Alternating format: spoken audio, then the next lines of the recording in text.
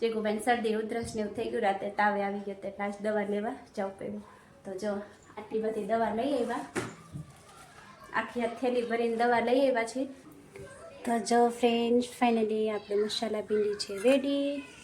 કેવું લાગે છે કમેન્ટ કરી જણાવજો. ને હવે આપણે શું ઉપરથી હેલો ફ્રેન્ડ્સ, ગુડ મોર્નિંગ, જય શ્રી કૃષ્ણ, જય માતાજી. કેમ છે બધા મજામાં? તો સ્વાગત છે આજના નવા બ્લોગમાં.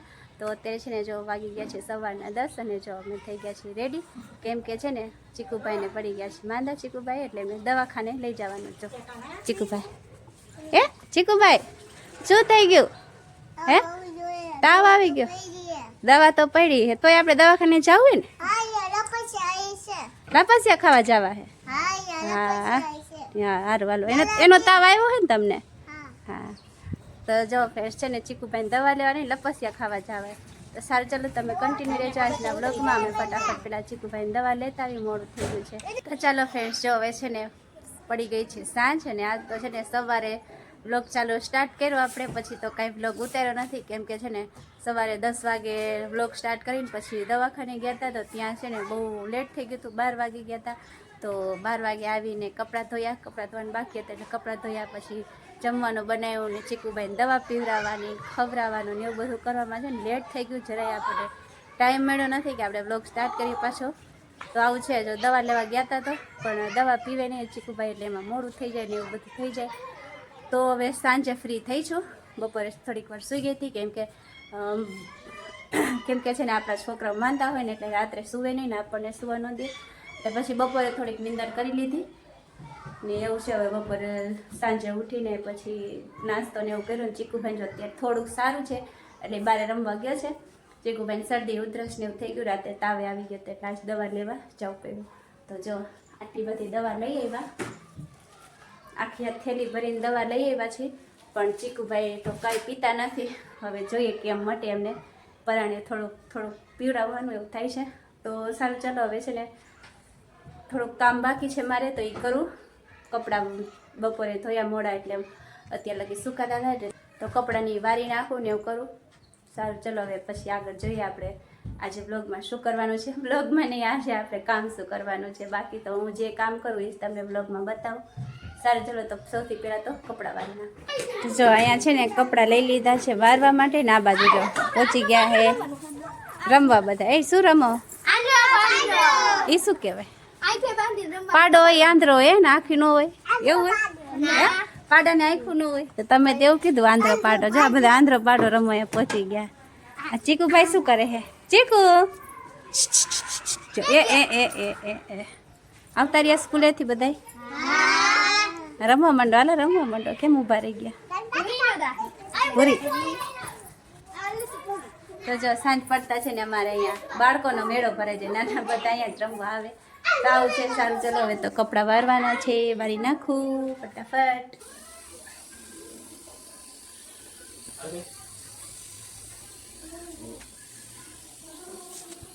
તો ચાલો ફ્રેન્ડ્સ, હવે છે ને આપણે રસોઈની તૈયારી કરવા માંડ્યા.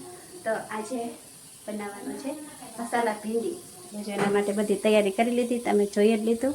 અને આ બાજુ જો ખીચડી મૂકી દીધી ને અહીંયા છે લોટ લઈ લીધો છે રોટલી માટે, હજી બાંધવાનું બાકી છે. તો સારું ચલો પહેલાં છે ને લોટ બાંધીને પછી આપણે મસાલા ભીંડી બનાવવાની શરૂઆત કરશું. તો ચાલો ફ્રેન્ડ્સ, આપણે છે ને શાક બનાવવાની શરૂઆત કરી દીધી છે. તો જો અહીંયા છે ને સૌથી પહેલાં ભીંડાને તેલમાં ફ્રાય કરવા રાખી દીધું છે. ભીંડો મસ્ત તેલમાં ફ્રાય થઈ જાય પછી આપણે કાઢીને મસાલાનો વઘાર કરશું. તો ચાલો ફ્રેન્ડ્સ, જો આપણા ભીંડા છે ને થોડા ચડી ગયા લાગે છે, સરસ ફ્રાય થઈ ગયા છે. તો હવે એને છે ને આમાં કાઢી લઈએ અને પછી આપણે મસાલો વઘારવાની તૈયારી કરીએ. ચાલો છે ને જો ભીંડો આમાં કાઢી લીધો. હવે આપણે એમાં મસાલો વઘારવાની તૈયારી કરીએ. એટલા માટે જો રાઈ, જીરું, હિંગ અને આમાં છે ને આદું, લસણ ને મરચું ત્રણે ખાંડી લીધું છે. અને જો આપણે લઈશું મને છે ને એનું નામ આવડતું નથી, હું તને પાંદડું છું, મમ્મીએ ઘણી વાર કીધું પણ મને છે ને ભૂલાઈ જાય. તમે કમેન્ટ કરી જણાવજો કે આને શું કહેવાય, નામ શું છે આનું. તો ચાલો ટેસ્ટ વધારવા થોડોક આપણે આનો યુઝ કરશું. જો તેલ છે ને ગરમ થઈ ગયું. સારું ચલો વઘાર કરી નાખીએ.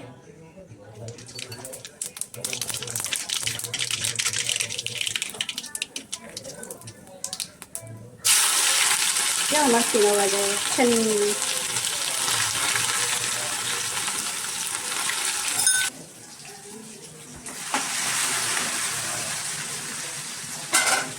હવે આપણે આમાં નાખી દઈશું આ ઝીણી સમારેલી ડુંગળી.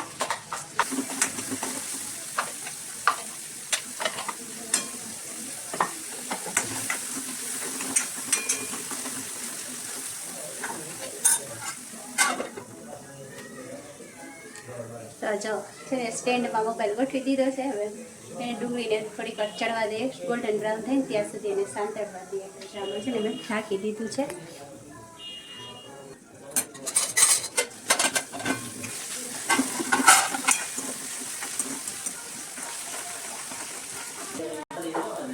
તો જો ડુંગળી છે ને સરસ ગોલ્ડન બ્રાઉન થઈ ગઈ છે.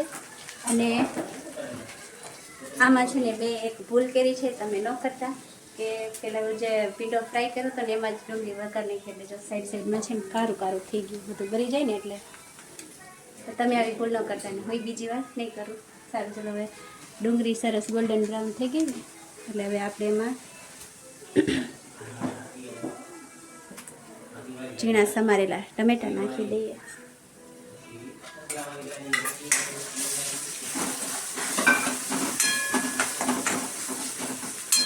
અને સાથે સાથે જો આ બધી મસાલાનો આપણે પેસ્ટ તૈયાર કર્યો એ બસ જે આપણા બેઝિક મસાલા હોય એ આપણે એમાં નાખ્યું છે.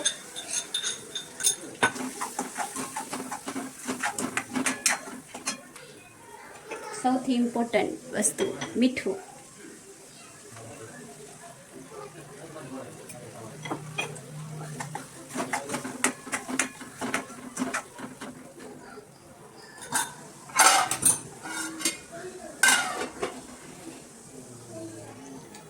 તો ચાલો મસાલાને છે ને આપણે થોડીક વાર ચડવા દઈએ. મસ્ત સરસ ચડી જાય, તેલ છૂટું પડી જાય એટલે આપણે નાખી દઈશું આપણા ભીંડા.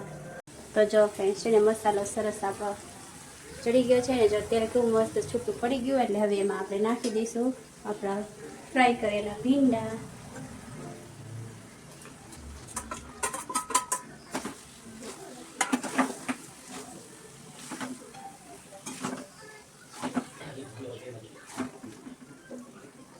તો ચાલો વઘાર તો થઈ ગયો એટલે હવે છે ને ભીંડાને મસાલામાં થોડીક વાર ચડવા દઈએ એટલે મસાલો સરસ મિક્સ થઈ જાય, ભીંડા ઉપર ચડી જાય ત્યાં સુધી હું બનાવી લઉં રોટલી.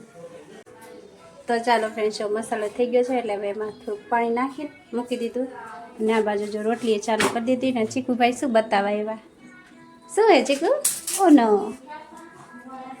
સારું રમો, હું રાંધી લઉં. તો જો ફ્રેન્ડ્સ ફાઇનલી આપણે મસાલા ભીંડી છે રેડી. કેવું લાગે છે કમેન્ટ કરી જણાવજો. ને હવે આપણે શું ઉપરથી ગાર્નિશ કર્યા વગર તો કેમ ચાલશે, એટલે નાખી દઈએ આપણે કોથમરી. જો આ બાજુ આપણી રોટલી થઈ ગઈ છે રેડી. તો મને તો છે ને શાક જોઈને મોઢામાં આવે છે પાણી, એટલે અમે હવે જમી લઈએ. તો તમે આવી જાઓ બધા અમારી સાથે જમવા. તો ચાલો ફ્રેન્ડ્સ, હવે છે ને વાગી ગયા છે રાતના 10:30 અને હવે તો ઓલમોસ્ટ બધું પૂરું. આખો દિવસ પૂરો થઈ ગયો, હવે તો સુવાનો ટાઈમ આવી ગયો. અને આ બાજુ જો સોનું આવી ગયા છે, બસ એમના રોજિંદા કામમાં લાગી ગયા. હે, કેવી લાગી મસાલા ભીંડી? તો કયો સારી હતી એમ. સારું લ્યો, સારું ચલો મસાલા ભીંડી ખાઈને બધાને મજા આવી ગઈ. તો હવે આપણે છે ને આજનો બ્લોગ પૂરો કરવાનો ટાઈમ થઈ ગયો છે. તો ચાલો ફ્રેન્ડ્સ, આજનો બ્લોગ પૂરો કરશો. આજનો બ્લોગ કેવો લાગ્યો કમેન્ટ કરી જરૂર જણાવજો. અને જો આજનો વિડીયો સારો લાગ્યો હોય તો એને લાઈક અને શેર કરી નાખજો. અને ચેનલમાં નવા હોય તો ચેનલને કરી દેજો સબસ્ક્રાઈબ. મળીએ કાલે નવા બ્લોગ સાથે. ત્યાં સુધી બાય બાય, જય શ્રી કૃષ્ણ, ગુડ નાઇટ.